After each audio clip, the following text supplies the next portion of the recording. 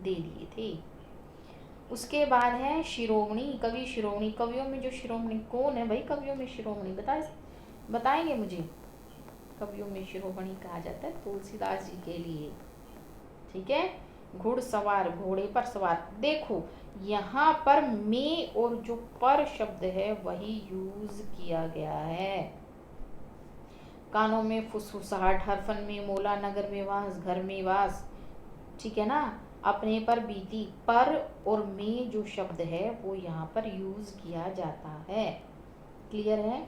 आगे चलें, चलो। नए तत्पुरुष इसको कहा जाता है। नए तत्पुरुष क्या होता है? ये शब्द है, ये इसका उच्चारण न्य। देखो मैं आपको बताती हूँ, च वर्ग में आता है ना ये, च, छ, ज, झ, ये शब्द बोला जाता है इसको।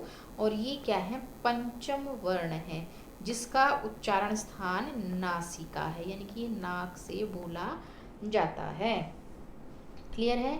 देखो न का अर्थ ही क्या है? निषेध या अभाव या बिना, मतलब जहां पर है ही नहीं, इस अर्थ में इसका प्रयोग किया जाता है। या तो ए शब्द लगा करके इसने दिखाया है, या फिर अन्य शब्द लगा करके किया जाता है। जैसे हित अपने आप में एक मूल शब्द है, हित का अर्थ होता है भलाई करना।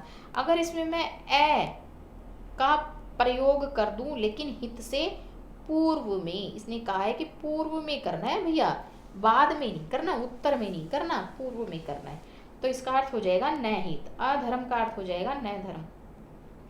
तो इनका आपको विग्रह करना आना चाहिए। क्लियर है?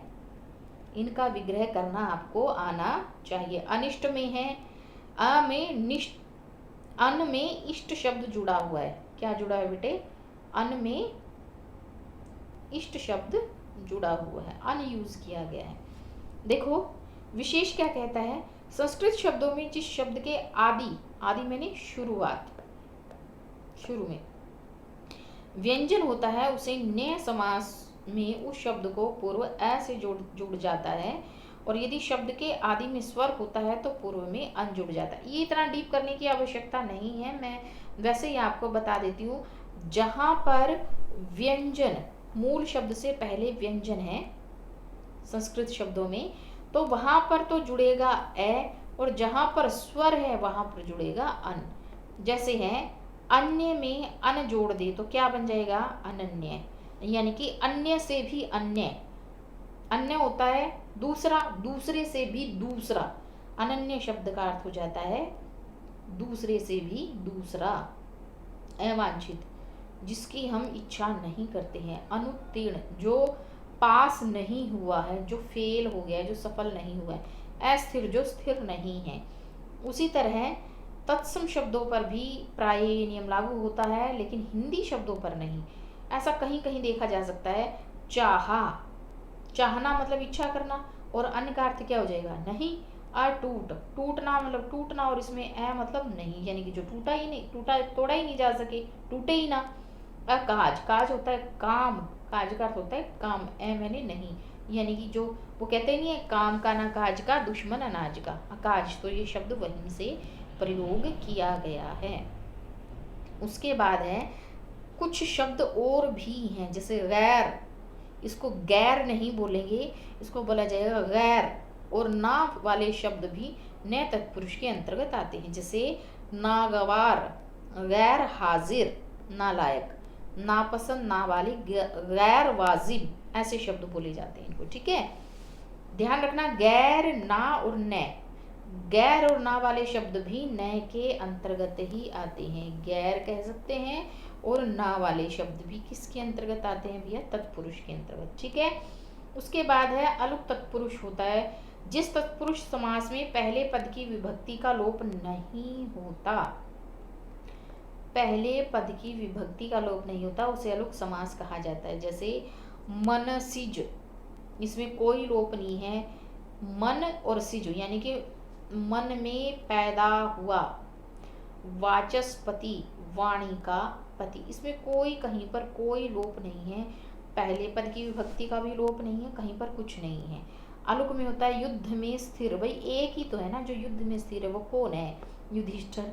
धनंजय, धन को जय करने वाला कौन है? धनंजय। खेचर, आकाश में विचरण करना, खे मैंने आकाश, चर मैंने चरण करने वाला, आकाश में चरण करने वाले का नाम क्या होता है? खेचर। उसको क्या कहते हैं हम?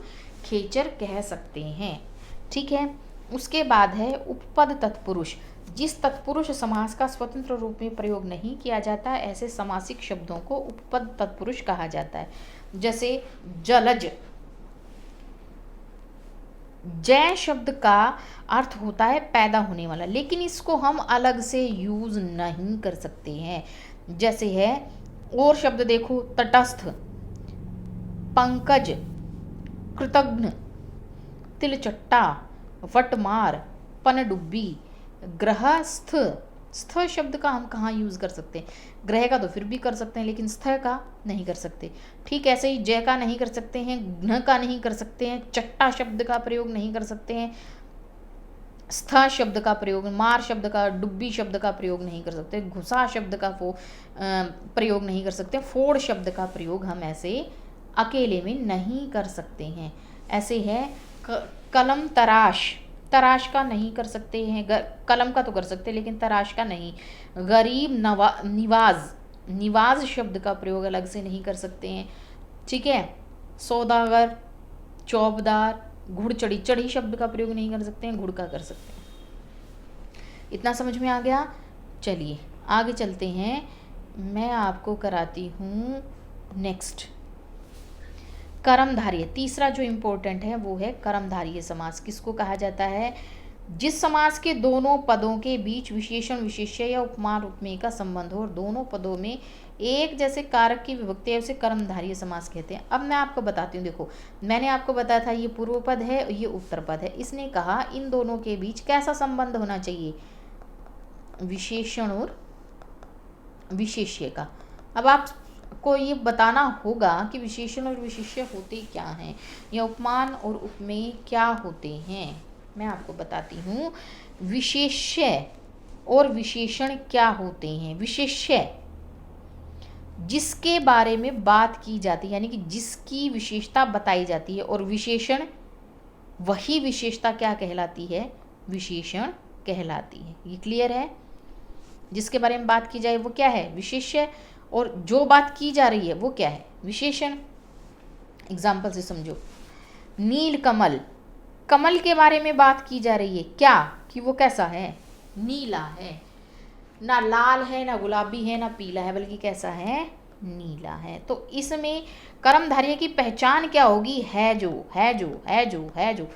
कहीं पर भी देख लेना है जो शब्द का प्रयोग होगा ही होगा। कहीं कहीं पर के समान शब्द का भी प्रयोग देखने को मिल जाता है। देखिए जैसे है लाल मिर्च, लाल है जो मिर्च। नीलकंठ, नीला है जो कंठ, कंठ की विशेषता क्या है? कि वो कैसा है? नीला है। पीत अंबर, पीतांबर, अंबर क्या होते हैं? कपड़े, या उसको कहा जाता है वस्त्र। कैसे हैं ये? पीत मैंने पीले रंग के, भैया लाल रंग के नहीं है, बल्कि कैसे रंग के हैं? पीले रंग के हैं। उसके बाद है नीलांबर, जो अंबर कैसा है? नीला है। काला है जो पानी, पानी कैसा है? काला है। प्राण प्रिय, प्रिय है किसके समान? प्राणों के समान। देखो कहीं कहीं पर है जो शब्द का प्रयोग किया गया है, कहीं पर के समान शब्द का प्रयोग किया गया है। ठीक है। उसके बाद है देखो, जैसे लास्ट में इसने दिया है परमानंद। यस, ये रहा परमानंद। परम है जो आनंद, आनंद कैसा है? परम, यानी कि उसकी कोई सीमा ही नहीं है। टोपी कैसी है? लाल है। इधर देखो